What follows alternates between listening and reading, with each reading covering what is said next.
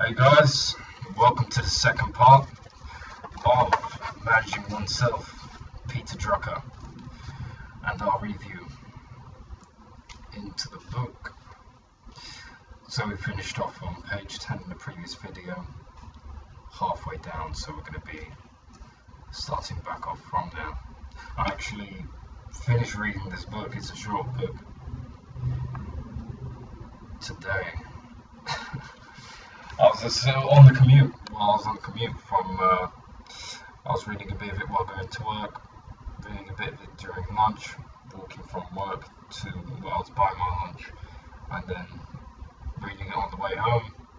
I was getting some groceries. Also learned another recipe. You can also check out some of the recipes I'm going to be posting up for different things that I cook. On the page I'm going to create another page for food. Yeah, man, I mean, this whole Tai Lopez thing of the 4 different pillars of life: health, success, health, wealth, happiness, and love. I'm really going to be analysing each section of my life, and I want to be sharing my experiences with everybody that's following along. You know, there's a lot of things I've been learning and picking up through the course of the 67 steps and different books I've been reading that I wish I would have found the answers to and learned some of the information that's been imparted in them a lot sooner in my life. So, yeah, for everybody else who's out there information seeking, what have you, there might be some correlation and interests you viewing and I have. So it's always good to share information like that. So yeah, continuing on from where we left off, how do I perform, the subtitle.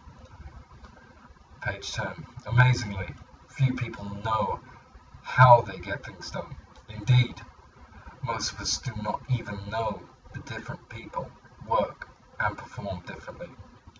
Too many people work in ways that they are not their ways. No, too many people work in ways that are not their ways.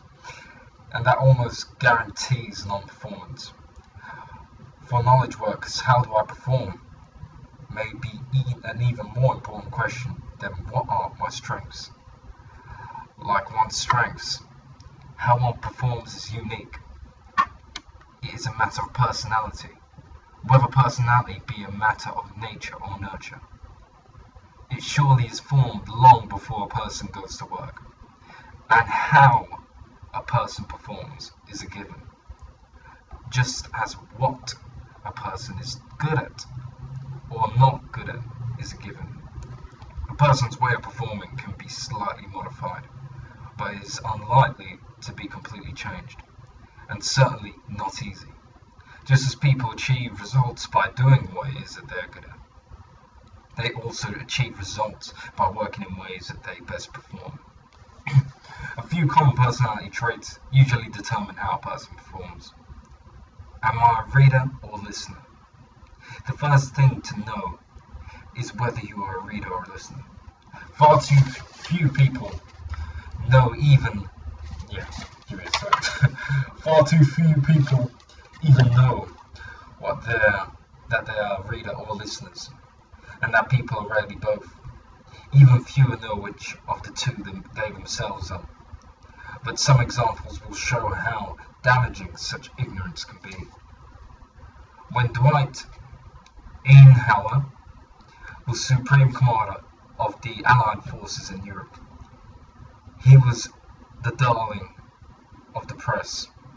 His press conferences were famous for their style. General Eisenhower showed total command of whatever question he was asked, and he was able to describe a situation and explain a policy in 2 or 3 beautifully polished and elegant sentences. 10 years later, the same journalists who had been his admirers held President Eisenhower in open contempt.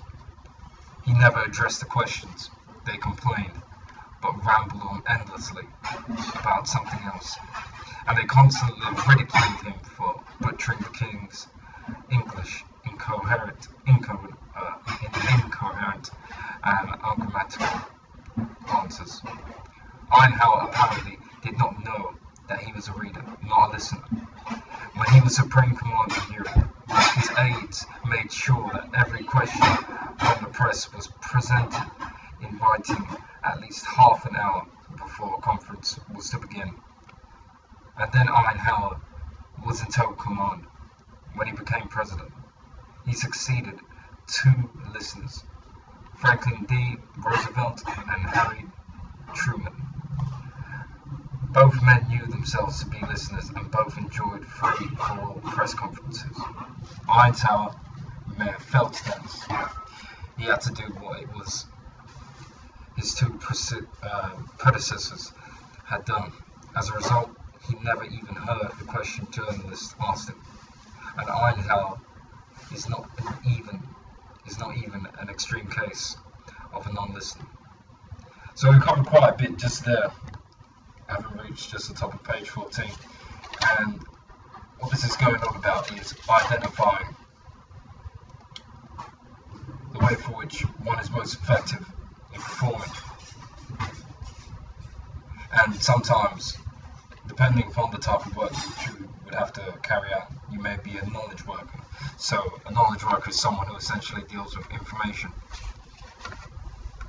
And using that as an example, as it says here, for knowledge workers, how do I perform may be even more an important question than what are my strengths.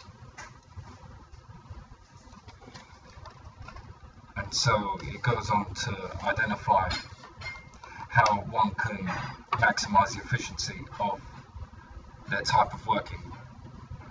So for a knowledge worker, am I a reader or listener would help identify them.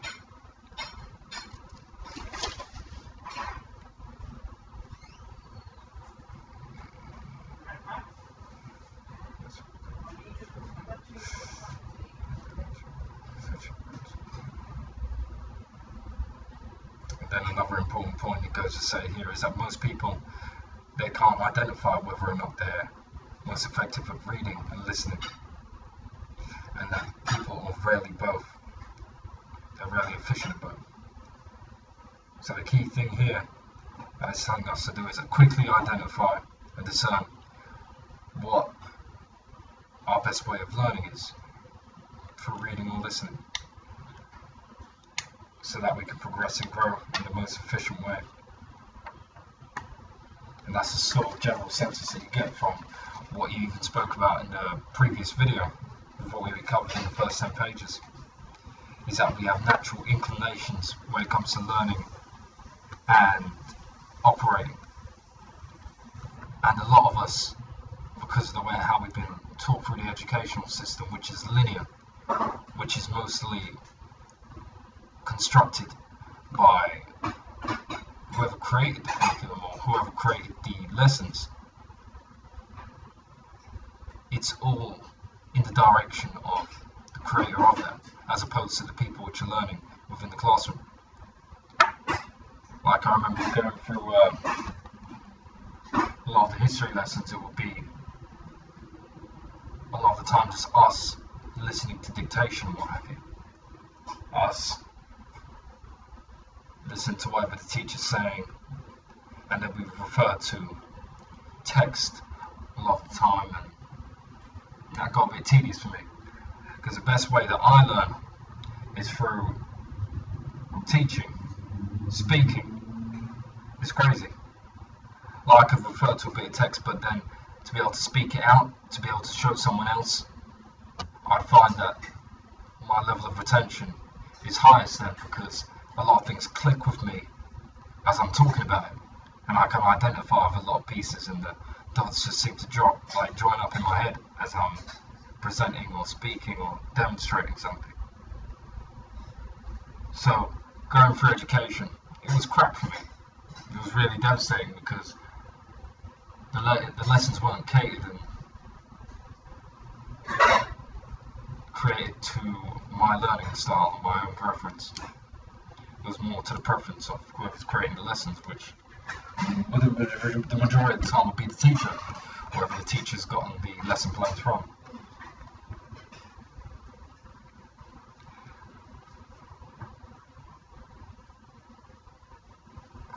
Just looking at more of what we discovered.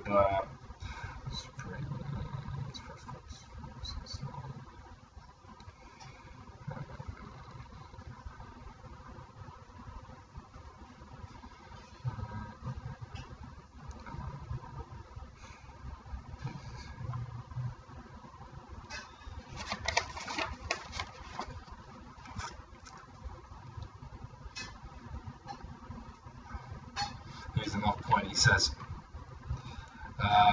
when he was giving the example of Tower and all the press conferences that he had, and his interviews with the journalists and what have you, when they're asking questions, a lot of the time he wouldn't even hear the questions the journalists asked. And Tower is not even an extreme case of a non-listener, even though he didn't even hear the questions that the journalists had asked. And this just emphasizes upon the point that he was making about people who try and go against, or people who are in circumstances where they're forced to go against their ideal way of learning. It's never good to try and fit into the shoes of someone else. We all have our own natural ways of doing things, and that's why, once again, there's a massive emphasis upon identifying ourselves first and getting to know ourselves, becoming in tune with what we're naturally inclined to do, because we can only build upon strengths, and to build upon the weakness is not the most ideal use of your time, with time being so finite. If you want to become exceptional, you need to work towards your strengths and build upon your strengths, as Tai Lopez also was saying, and he emphasized within his talks, within the 67 steps, which I have to say time and time again, I highly recommend. You can check out my page, and I've also shared a few links on how you can go about purchasing it. If you go into any of my videos where I've been given the question, answer, and reviews for each of the 67 steps individually, you can find the link in the description, click on it, you would watch the introductory video where Tai Lopez pitches across the whole concept of it. You hear a bit about his story and how he came to the point where he is today, and then at the end of the video, the option to purchase it will become available, which is very intelligently done, because he's choosing the type of people, the type of customers that he wants to have. So he's already in the situation where he can sell like that. He doesn't need anybody purchasing his things. He's giving the information to those who want to become successful, want to improve upon themselves. But yeah, continuing on from where we had left off. A few years later, Lyndon Johnson destroyed his presidency, in large measure by not knowing that he was a listener. His predecessor, John Kennedy, was a reader who had assembled a brilliant group of writers as his assistants, making sure that they wrote to him before discussing their memos in person. Johnson kept these people on his staff, and they kept on writing. He never apparently understood one word of what they wrote. Yet as a senator, Johnson had been superb. For parliamentarians have to be, above all, listeners. Few listeners can be made, or can make themselves into competent readers, and vice versa. The listener who tries to be a reader will therefore suffer the fate of Lyndon Johnson, whereas the reader who tries to be a listener will suffer the fate of Dwight Eisenhower. They will not perform or achieve. How do I learn? The second thing to know about how one performs is to know how one learns. Many first-class writers, Winston Churchill is one example, do poorly in school. They tend to remember their schooling as pure torture. Yet few of their classmates remember it the same way. They may not have enjoyed the school very much, but the worst they suffered was boredom. The explanation is that writers do not, as a rule, learn by listening and reading. They learn by writing. Because schools do not allow them to learn this way, they get poor grades. Schools everywhere are organised on the assumption that there is only one right way to learn, and that is the same way for everybody. But to be forced to learn the way a school teaches is sheer hell for students who learn differently. Indeed, there are probably a half a dozen different ways to learn.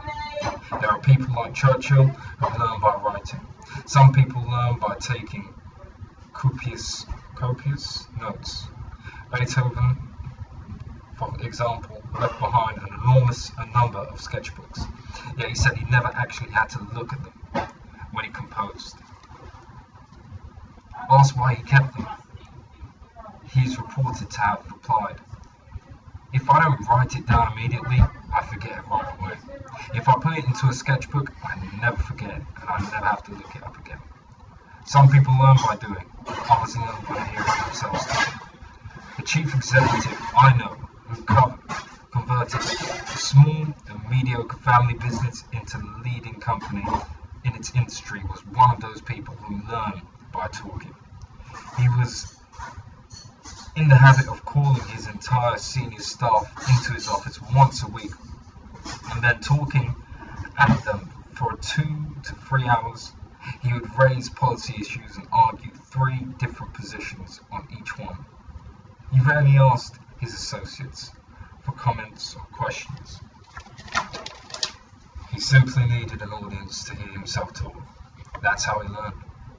And although he is a fairly extreme case, learning through talking is by no means an unusual method. Successful trial lawyers learn the same way, as do many medical diagnosticians. And so do I. Of all important pieces of self-knowledge, understanding how you learn is the easiest to acquire. When I ask people, how do you learn? Most of them know the answer. But when I ask, do you act on this knowledge? Few answer yes.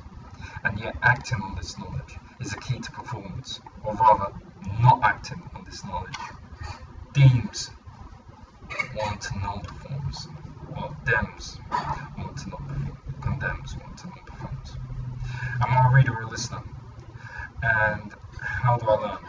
Are the first questions to ask. But they are by no means the only ones. To manage yourself effectively, you also have to ask, do I work well with people, or am I a loner? And if you work well with people, you must then ask, in what relationship? Some people work best as subordinates. General George Patton, great American military hero of World War II, is a prime example. Patton was an American top troop commander, yet when he was proposed for an independent command, General George Marshall, the US Chief of Staff, and probably the most successful picker of men in US history, said, "Patton is the best subordinate in the American Army that the American Army has ever produced, but he will probably be the worst commander."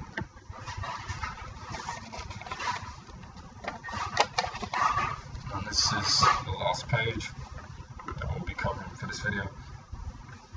Some people work best as team members, others work best alone. Some are exceptionally talented as coaches and mentors, others are simply incompetent as mentors. Another crucial question is, do I produce results as a decision maker or as an advisor? A great many people perform best as advisors, but cannot take the burden and pressure of making the decision. A good many other people, by contrast, need an advisor to force themselves to think. Then they can make decisions and act on them with speed, self-confidence and courage. This is the reason, by the way, that the number 2 person of an organization often fails when promoted to the number 1 position. The top spot requires a decision maker.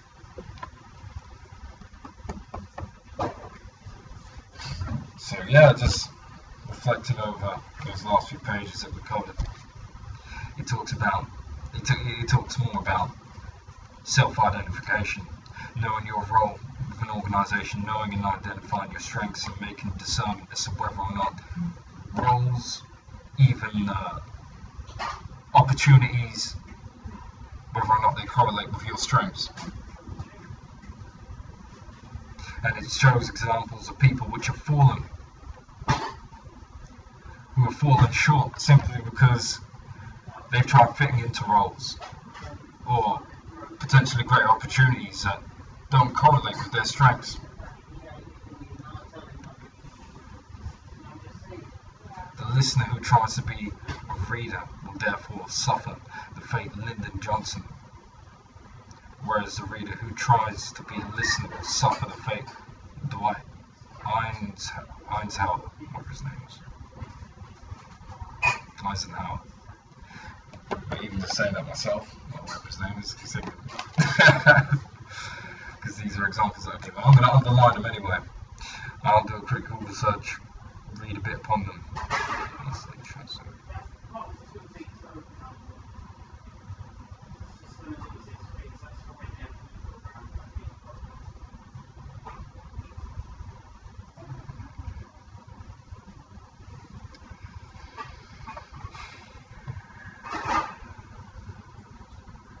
See, and this also touches a point that I made upon previously as well, about how, you know, some of these great successful people, school wasn't for them. They did poorly in school, and they tend to remember school as being a place of torture because they're not learning, they're not grasping this piece of information, knowledge that they're meant to be during their school time. It's a waste of time going there because it's not correlating with their way of learning. It doesn't cater towards their strengths. Schools do not allow them to learn this way. They get poor grades. Schools everywhere are organised on the assumption that there is only one right way to learn, and that is the same way for everybody. But to be forced to learn the way a school teaches is sheer hell for students who learn differently, as it says.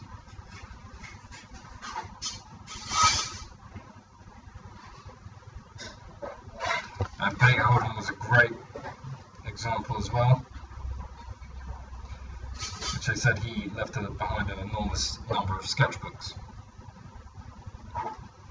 And he said he never actually looked at them when he composed. And they asked him why, and he replied, if I don't write it down immediately, I forget it right away. But if I put it in a sketchbook, I never forget, and I'll never need to look at it again. So, once again, the emphasis is created upon identifying ourselves and developing our natural way of learning so that we can progress, refine, touch upon it. And when you identify your key strength, it points us in the direction of trial and error within it, and really just emphasizing it.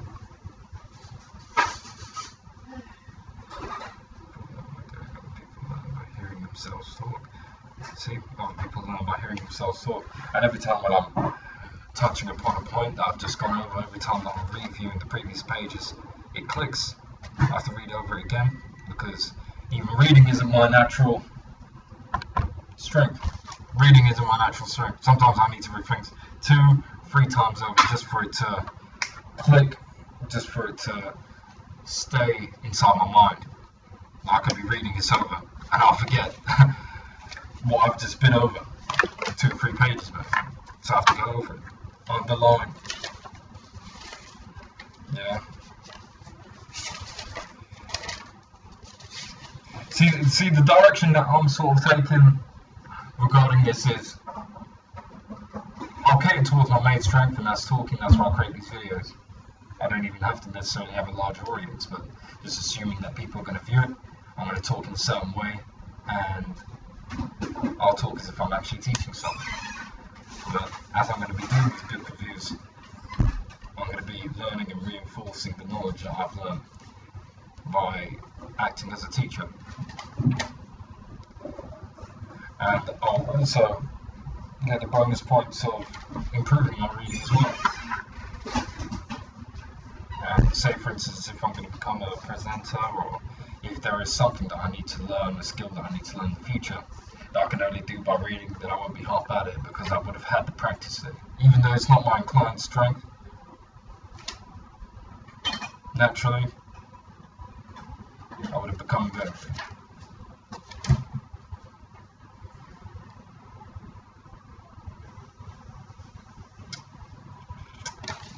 So yeah.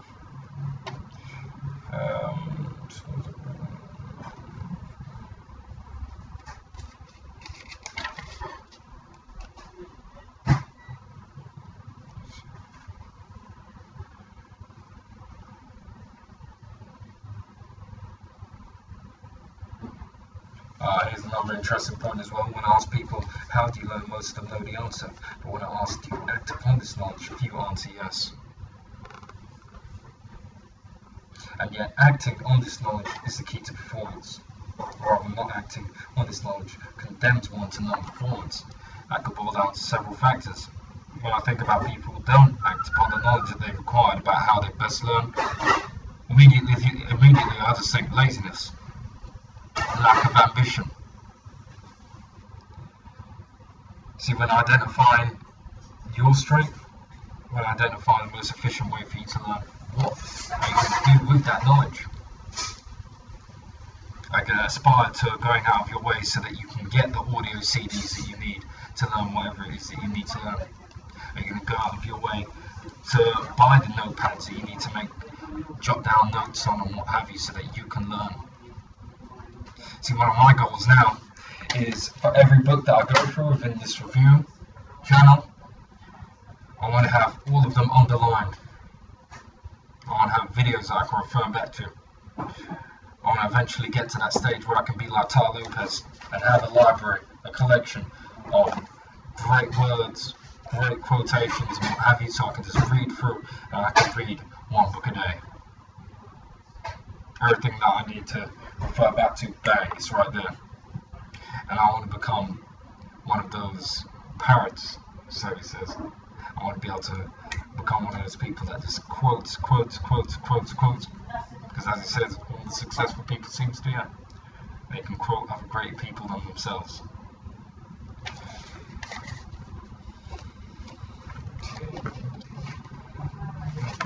This is something I want to write down.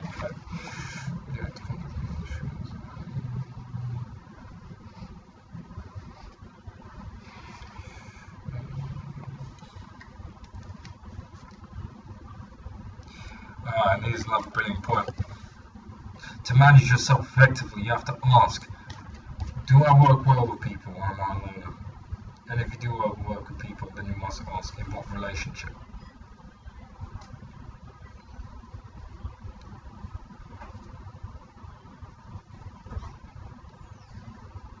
In what relationship with people do you best work well with them in? See, because I'm working in the office, I've been doing a bit of trial and error myself. This is the first time in the office environment. And, you know, relationships tend to go from highs and lows there. Everything's a lot more delicate. And without trying to come across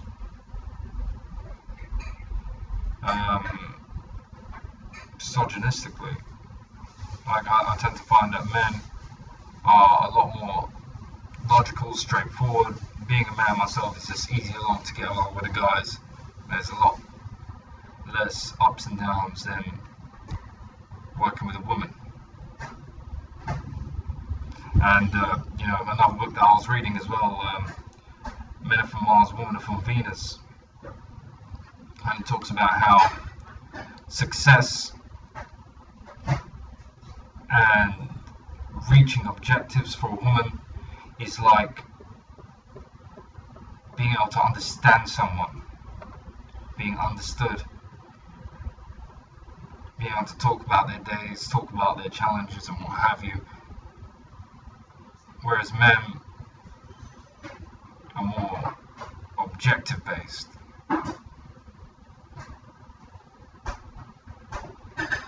Like, that was one great analogy, a great illustration that what a colleague of mine gave me, and he said, for a woman, if a light bulb was broken, she wouldn't want you to just go up there and fix it. She would want you to empathize with her frustration as to why it broke in the first place.